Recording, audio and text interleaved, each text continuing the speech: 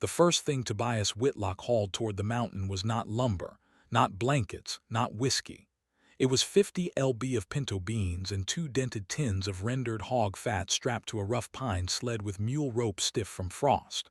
Bram moved ahead through the thin snow, stopping every few yards to look back at his master as wind swept hard across the stone slope. The cave waited above them like a crack in dead earth. Dark, narrow, worthless. According to everyone in Sawtooth Hollow, people in town called it the Goat Hole. 3 hours earlier, Tobias had stood inside the diner beside a rusted stove while a bankrupt silver miner pushed a folded ownership paper across the table for $10 cash. That was all the cave was worth now, $10 and a handshake. The laughter started before Tobias even signed his name. Rowan Pike, the local carpenter with shoulders like cut timber, leaned back in his chair and grinned into his coffee. Only fool in Idaho buys a cave before winter. Tobias never argued, never defended himself. He simply folded the paper once, slid it into his coat pocket, and asked the miner one quiet question. Does the draft run deep in there? Sawtooth Hollow had once believed silver would save it. Then timber. Then the railroad survey that never came. By the winter, Tobias Whitlock bought the cave. The town mostly survived on credit, weak coffee, and old promises that kept arriving too late. Their cabin sat near the edge of town, where the wind crossed open ground before hitting the walls. Mara Whitlock was mending a wool coat beside a dying cast iron stove when Tobias laid the folded ownership paper on the table. Bram barely lifted his head from the floorboards. Mara read the paper once, then again. We spent our last $10 on a cave. Tobias removed his wet gloves slowly and pointed toward the bottom of the cabin door. Fine snow drifted inward through the crack in soft white threads. The house breathes wrong. The cabin had nearly killed them the winter before. Not through hunger, through drafts. Mara had woken one January morning with frost gathered along the inside seams of the blanket, while the fire still burned weakly in the stove. Tobias remembered placing his hand against the wall that morning and feeling cold air moving through the timber faster than heat could replace it. Ever since then, he stopped trusting walls built only for appearance. That night, he barely slept. He sat beside the weak stove for hours, listening to wind move through the walls while Bram raised his head each time the draft changed direction. By dawn, the relentless wind had made his decision for him, leaving the freezing cabin behind. Tobias took Bram and an oil lamp up the mountain to inspect what his $10 had actually bought. The first tunnel inside the cave narrowed quickly enough that Tobias had to lower the oil lamp to keep the flame from brushing damp stone overhead. Water dripped somewhere deep in the dark. The sound echoed slowly. Old Hollow. Bram moved ahead without hesitation. The entrance chamber smelled of wet earth and cold mineral dust, but farther inside the air changed. Tobias noticed it almost immediately. Drier, still cold, but steadier somehow. He crouched near the wall and pressed his palm against the stone floor. Not warm, never warm. Yet it held none of the killing bite frozen timber carried after sunset. The lamp revealed old soot stains stretching across the ceiling above a shallow fire pit blackened years earlier. Tobias studied the marks carefully. Smoke had once moved upward through a narrow crack, disappearing into darkness above the chamber. A natural chimney. Nearby sat a long stone shelf carved smooth by time. An old drainage trench still cut along one side of the floor, carrying moisture away from the sleeping area. Then Tobias noticed Bram. The old hound ignored the entrance completely. Instead, he circled twice near the eastern wall and curled himself tightly against the stone there. Tobias watched the dog for several quiet seconds. Animals pick warmth better than men. His eyes drifted slowly across the soot-black ceiling again. Someone had survived winters down there before. For the next 6 days, Tobias Whitlock treated the cave less like shelter and more like a machine that needed tuning before winter tested it. Every trip up the slope added another piece. River stones came first, heavy ones flat enough to hold heat. He stacked them beside the fire pit one load at a time while Bram followed behind through drifting snow. After that came rough cut planks scavenged from an abandoned freight shed. Tobias raised the bed frame nearly a foot above the cave floor so cold stone could not pull warmth straight from sleeping bodies during the night. He widened the old drainage trench with a pickaxe until melt water could run cleanly toward the lower crack near the entrance. Smoked venison strips were hung along the colder northern wall. Pinto beans and barley sacks stayed higher off the ground where moisture moved slower. Near the entrance, Tobias stretched 2 layers of cracked canvas hide across separate timber poles, leaving a narrow gap between them to break the wind before it reached the main chamber. Only then did Mara begin helping in silence. She patched feed sacks beside the lantern light, hung blankets near the driest wall, counted lamp oil jars twice every evening, dipped match heads into melted beeswax one careful bundle at a time. Then Tobias made his first mistake. He built the fire too large. For several minutes the flames burned hot and strong. Then the smoke changed direction. It rolled back downward across the ceiling in thick black waves. Mara coughed instantly. Bram exploded into sharp barking and shoved himself against her legs, forcing her backward away from the smoke layer spreading through the chamber. Tobias killed the fire fast. Dirt, water, boots. The cave went dark except for the lantern. That night he stayed awake alone beside the cold ashes, testing airflow with a single candle instead of another roaring blaze. Tiny flame, tiny movements, watching how smoke wanted to travel. Near midnight, Mara quietly placed a cup of cold coffee beside him. Neither of them spoke. He had finally figured out how the cave wanted to breathe, but buying the supplies to feed it required a different kind of sacrifice. Every sack of supplies Tobias hauled up the mountain was paid for in blood and split timber. For 2 weeks, he had swung a heavy iron maul behind the local assier's office from dawn until the light died. At night, he sat beside the weak stove, his palms wrapped in grease and rags, sliding copper pennies and silver dimes across the table. He counted them in silence. 10 cents meant a pound of rendered fat. 15 meant barley. He was trading his own warmth drop by drop to buy the mountains. By the end of the week, Silas Vane, the supply warehouse owner who controlled most of the valley's winter credit, had started watching Tobias Whitlock the same way ranchers watched a fence line after wolves appeared nearby. Too many beans, too much lamp oil, barley sacks, rope coils, salt bricks. Not the kind of buying a man made for comfort. The kind made by somebody expecting isolation. Silas finally stopped Tobias outside the supply warehouse while snow drifted across the muddy street in thin gray sheets. The older man rested one hand against the open ledger hanging from a nail beside the door, planning for war. Tobias tightened the rope around a sack of barley on his sled, planning for weather. Silas smiled after that, but his eyes stayed cold. Men like him survived by becoming necessary. Every cabin in Sawtooth Hollow owed something to his books. Flour, nails, lamp oil, winter credit. If Tobias somehow proved a man could stay alive outside that system, other people might begin asking dangerous questions. That night, long after the warehouse lanterns went dark, Tobias found an extra sack resting beside his sled outside the cave entrance.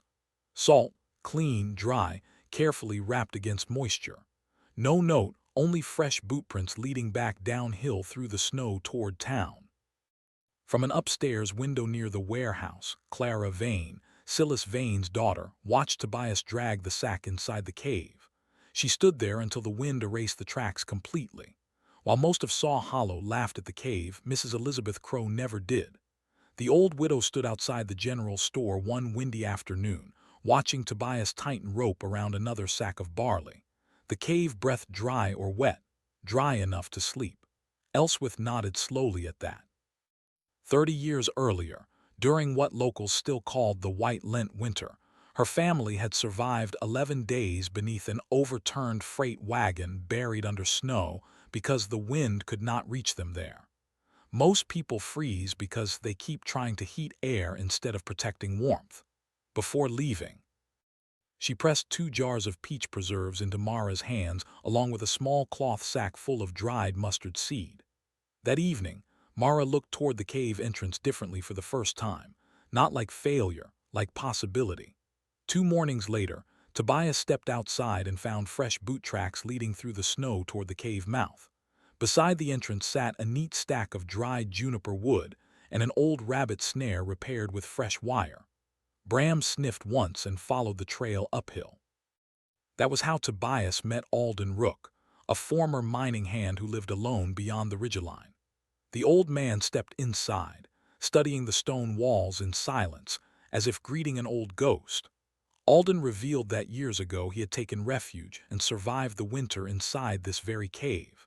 He then led Tobias deeper into the rear chamber, pointing out dozens of narrow, faint knife marks etched into the stone, one mark for every winter week.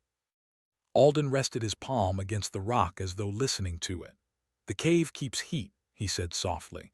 Then his eyes drifted toward the darkness farther inside. "But it also keeps loneliness."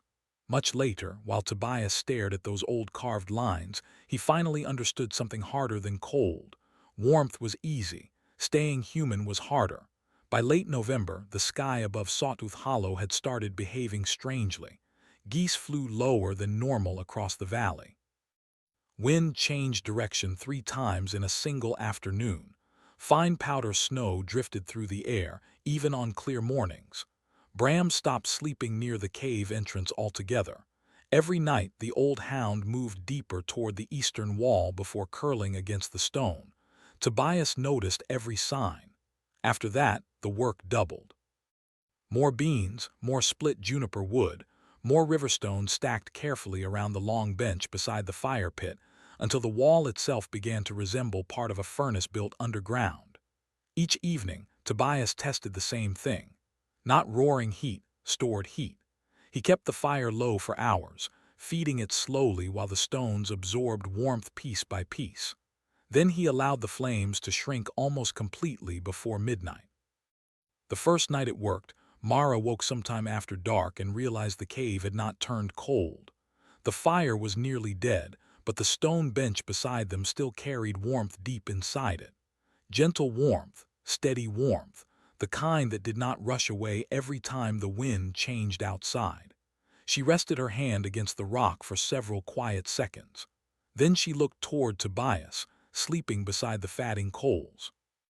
For the first time since he bought the cave, Mara Whitlock stopped looking at her husband like a desperate man chasing foolish ideas. Without saying a word, she pulled the blanket closer around both of them while wind moved softly through the mountain above. With his own family finally secure against the shifting skis, Tobias felt a heavy obligation to those still living in denial. The next morning, he headed down the mountain into town. The men inside the diner were arguing over flour prices when Tobias Whitlock stepped through the door, carrying snow across the floorboards on his boots. Coffee steamed weakly from thick ceramic mugs. Somebody near the stove was talking about early powder up in the northern ridge lines. Another man blamed railroad delays for the rising cost of lamp oil. Tobias never sat down. He stayed near the entrance and said only one thing: "Double your wood before Sunday." The room quieted for barely a second. Then came the looks, not angry, worse than angry, the kind people gave a man they believed had spent too much time alone listening to rocks and wind. Rowan Pike leaned back beside the stove with a grin spreading slowly beneath his beard. "You hiding from winter underground now?" Tobias brushed melting snow from one glove. "No." His eyes shifted briefly toward the frosted diner windows rattling softly in the wind. "I'm hiding from wind." A few men chuckled into their coffee after that. Reverend Amos Bell tried smoothing the tension away before it hardened. "Every winter makes men uneasy." Tobias glanced north through the cloudy glass. The sky beyond town had turned the color of old lead. Not this one. Nobody answered him. The only sound came from the loose stovepipe ticking softly with heat while cold wind pushed against the diner walls outside. A moment later, Tobias walked back into the gray morning without looking behind him once. No one followed. The Blue Norther arrived 3 nights after Tobias Whitlock warned the diner.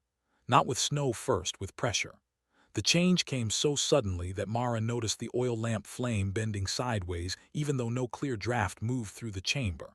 A second later, Bram jerked awake from sleep near the eastern wall, ears high, body stiff. Then the mountain heard it. A deep metallic roar slammed across the ridge above the cave like a freight train made of ice and stone. Snow did not fall after that. It moved sideways hard enough to erase the world beyond the entrance within minutes. Inside Sawtooth Hollow, cabin doors started shaking against their hinges. The first horse half its roof before midnight. Chimneys iced over. Lantern light disappeared house by house until the entire valley became a blur of white motion and screaming wind. Visibility collapsed. Men who stepped 10 yards from their own porches vanished into snow, thick as river foam. But inside the cave, something else happened. The small fire stayed steady. The stone bench beside it continued holding warmth exactly the way Tobias had hoped. The double canvas curtains snapped and strained under the first assault of wind. Yet the main chamber behind them remained almost untouched. No rushing draft, no freezing crosswind, only the low crackle of controlled flame and the distant violence shaking the mountain outside. Tobias sat motionless near the entrance for a long time, listening carefully to the storm test every weakness it could find. The cave barely noticed. That frightened him more than the wind itself, because if the mountain shelter felt this calm while the storm was still growing stronger, then the town below was already suffering far worse than anyone there understood. Across the chamber, Mara looked toward her husband through the lantern glow. Fear sat plainly in her eyes now, but something else had joined it. Trust. Tobias Whitlock slept less than an hour the first night of the storm. Most of the time he sat beside the low fire, counting supplies by lantern light. Beans, split wood, water buckets, rendered fat. Every number mattered now. Outside, wind hammered the mountain without pause. The canvas curtains near the entrance snapped hard enough to sound like rifle fire every few minutes. Mara stayed awake beneath the blankets, watching him count the same sacks twice. If people come, her voice barely rose above the fire. Tobias did not answer immediately. He remembered the diner laughter, Rowan Pike grinning into his coffee, Silas Vane refusing extra salt credit with that flat expression rich men used when denying comfort to poorer ones. Near dawn, Bram suddenly lifted his head toward the entrance. A shape appeared beyond the moving canvas. Alden Rook stepped into the cave covered shoulder to boots in blown snow. Church roof split open. The old miner brushed ice from his beard before speaking again. If this wind lasts 3 days, people start freezing indoors. Tobias stared into the fire. You came to tell me to help them. Alden shook his head once. No. He glanced around the chamber toward the warm stone bench and steady flame. I came because your cave is warmer than my cabin. Silence settled after that, except for the wind screaming through the mountain outside. Then Alden lowered himself slowly beside the wall. But yes, he said quietly, you should think about it. Much later, while Tobias watched the weak firelight move across the cave ceiling, he finally understood the real danger sitting inside the mountain with them.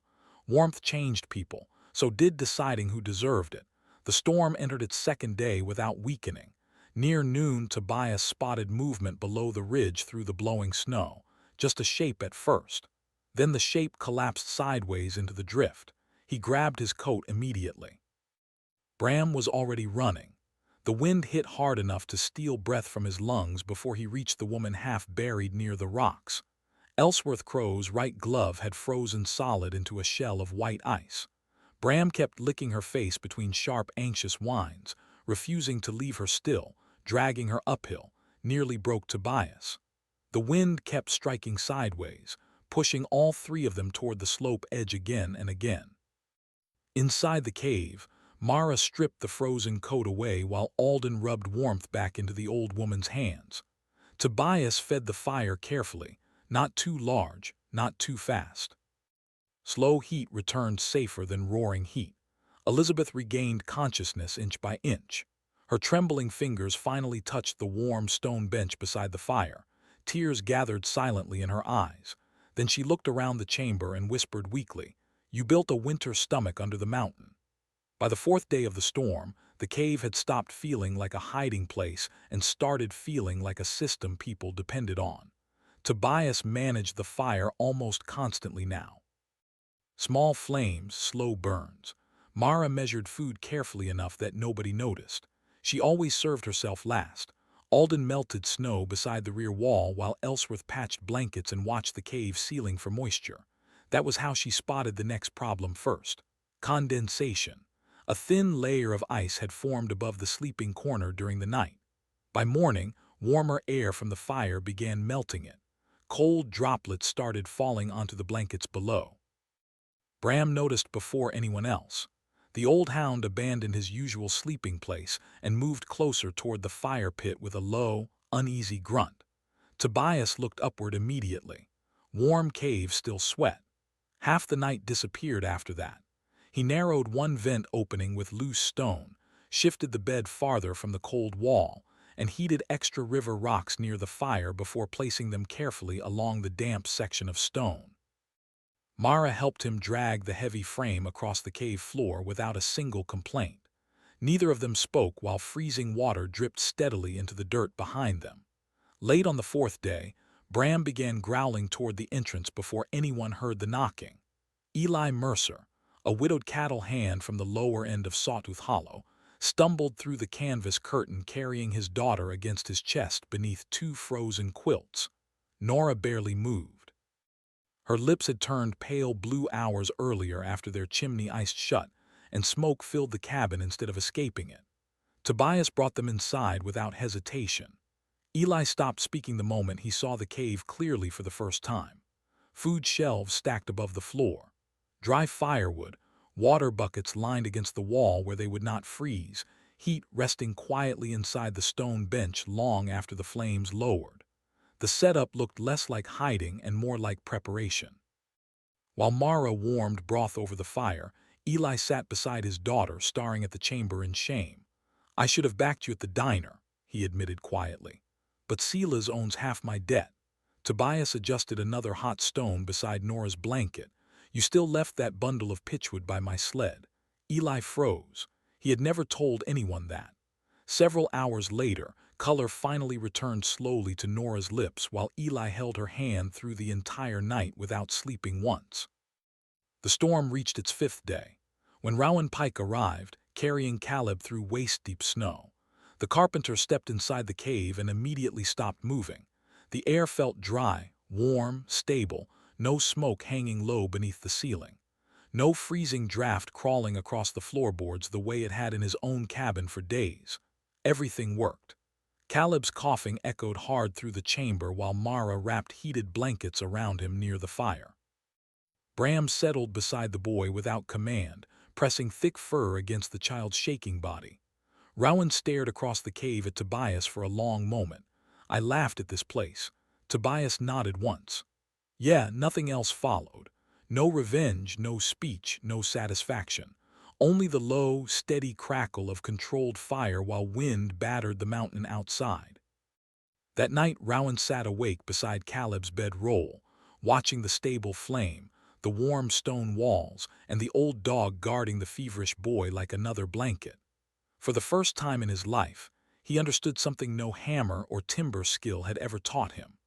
Good lumber could not defeat bad physics.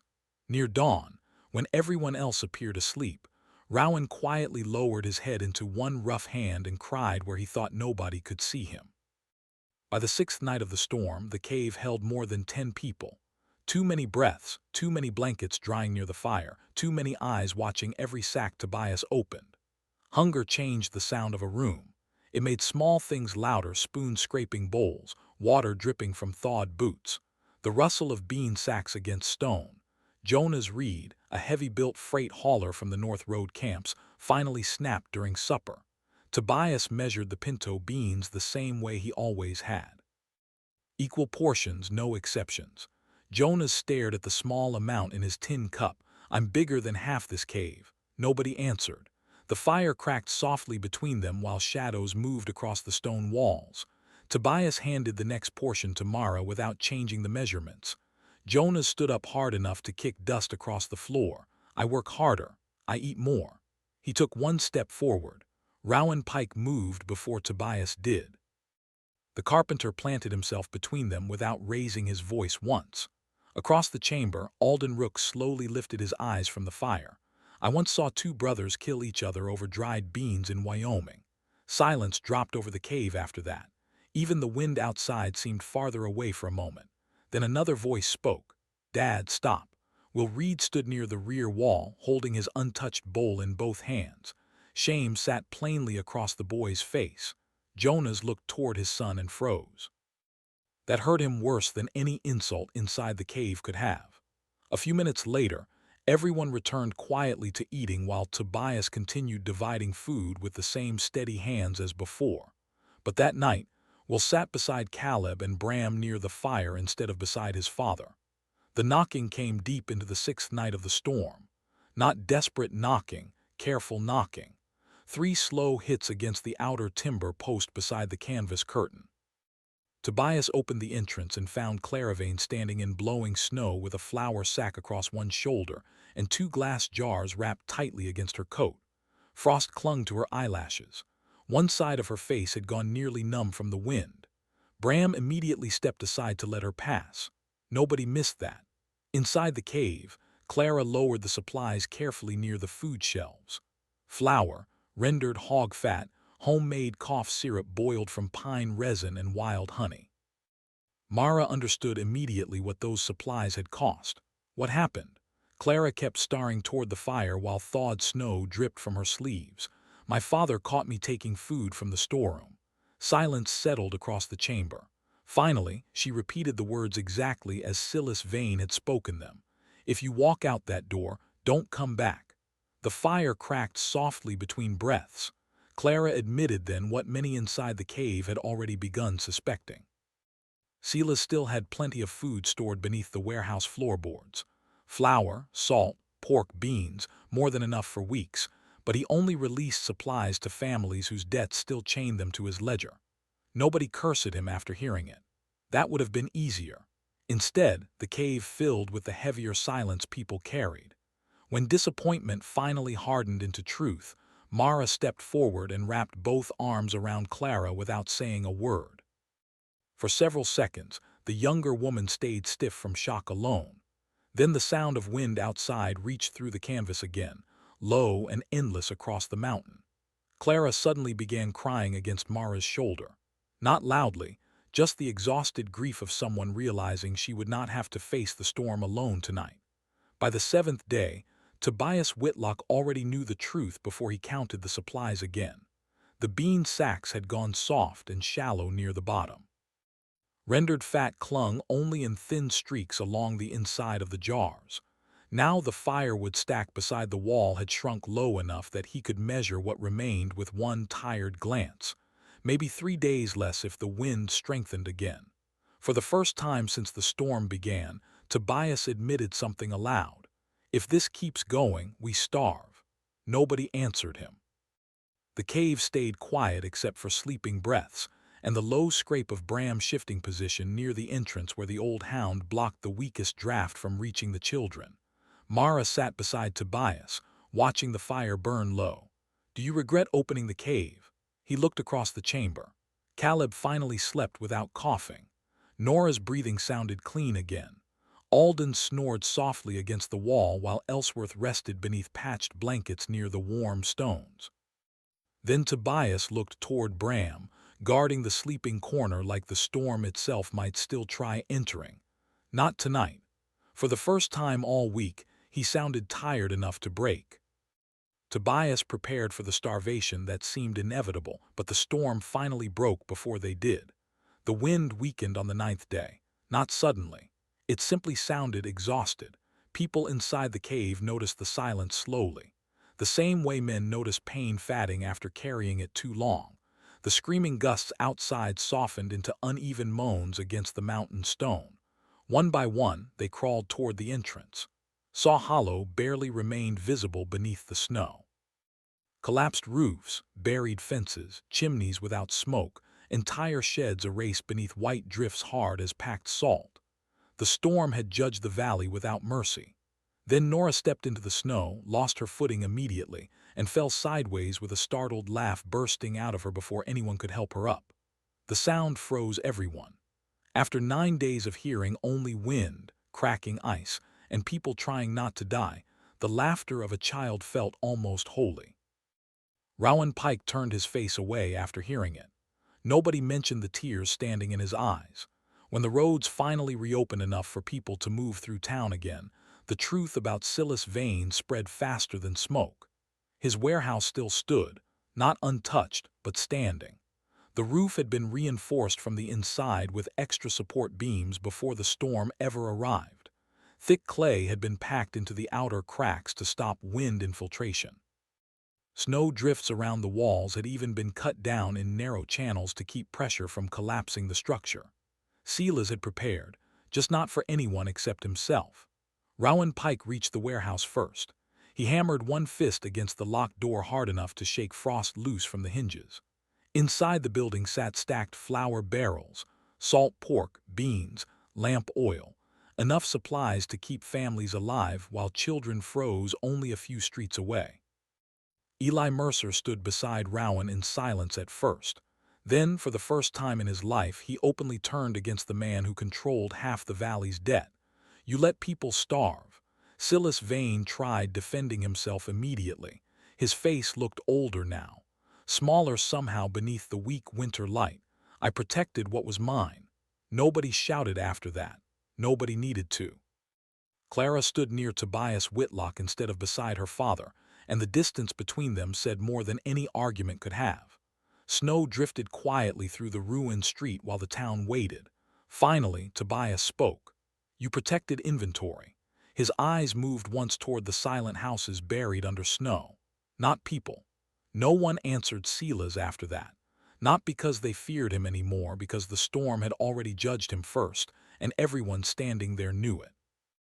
Weeks passed before Sawtooth Hollow fully dug itself out from beneath the storm. Men repaired roads one frozen section at a time.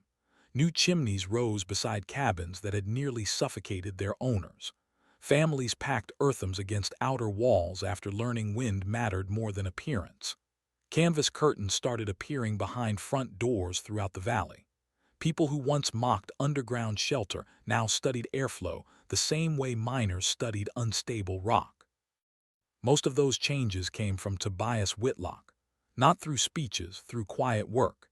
He moved from cabin to cabin, showing people how to narrow drafts instead of simply building larger fires.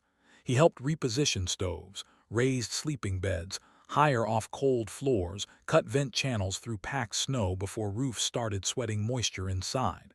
Slowly, the town stopped rebuilding the old way. The cave itself changed, too. People began calling it Whitlock Hollow without ever deciding officially when the name started. Supplies stayed stored there year-round after that winter ended. Shared food shelves, emergency lamp oil, dry wood stacked beneath canvas wraps safe from weather. Every autumn afterward, families followed the same habits almost without discussion. Extra beans, split juniper stacked early, vent shafts inspected before first frost. Fresh canvas hung before snow season. No one laughed about the $10 cave anymore. One evening, near the start of another cold season, Mara stood near the entrance watching townspeople carry supply sacks into the chamber while children chased Bram through the snow outside. For a moment, she remembered the diner laughter. The silence after Tobias brought home the ownership paper, the fear sitting inside their tiny cabin before the storm arrived. Now the same town that once mocked the cave trusted it enough to build part of its future around it. And somewhere above the mountain, winter waited again. Spring reached the mountain slowly. Snow melt dripped through the upper cracks in steady rhythms. Now instead of freezing solid overnight, mud returned to the roads. Wind lost its sharp winter edge. For the first time in months, the entrance to Whitlock Hollow stayed open through the daylight hours. One quiet morning, Tobias Whitlock walked alone into the deepest chamber, carrying a lantern he no longer truly needed. The old knife marks still covered the stone wall where Alden Rook had once counted winter weeks one line at a time. Tobias stood there silently for a while. Then he carved one new mark into the rock, only one. The scrape of steel against stone echoed softly through the chamber. Behind him, Alden watched from the shadows. Only one. Tobias looked back toward the cave entrance where springlight spilled across the floor. Outside, Mara's laughter drifted faintly through the mountain while children from town ran across melting snowbanks, chasing Bram through patches of wet grass. The old hound finally looked warm for reasons that had nothing to do with survival. Tobias rested one hand against the cave wall. The stone carried a faint trace of heat gathered from the spring sun above. For a long moment he said nothing. Then a small, tired smile crossed his face. I'm not waiting for winter to end anymore. Beyond the mountain, snow continued melting beneath the Idaho sun, while Whitlock Hollow breathed quietly beneath the stone.